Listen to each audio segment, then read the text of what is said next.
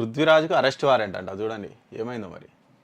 Actor Prithviraj ఎవరైతే ఉన్నారో 30 years industry Prithviraj ఉన్నాడు కదా, ఆయన మీద అరెస్ట్ వారెంట్ అట.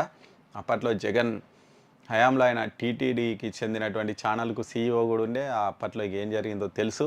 ఆయన మీద ఆరోపణలు వచ్చినాయి. ఆ తర్వాత ఇక పెద్ద పెద్ద కథలైనాయి. సరే అది పక్కకుంటే Vijayawada court non bailable arrest warrant జారీ చేసిందట. కోర్టు ఆదేశాలు ధిక్కరించిరట. ఆయన భార్య శ్రీలక్ష్మి ఆయన కొంతకాలంగా విడివిడిగా ఉంటున్నారు. పిల్లలతో కలిసి పుట్టింట్లో ఉన్న శ్రీలక్ష్మి తనకు నెలకు 8 లక్షల భృతి పెంచాలని 2017లో కోర్టును ఆశ్రయించింది. దీంతో ప్రతి నెల 10వ తేదీ లోపు భరణం ఇవ్వాలని కూడా కోర్టు తీర్పు ఇచ్చిందట.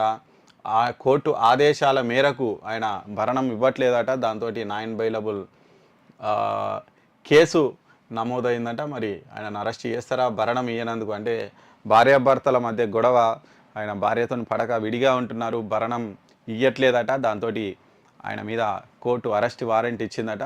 మరి 30 ఇయర్స్ ఇండస్ట్రీ మరి ఏం చేస్తాడో చూడాలి ఇక.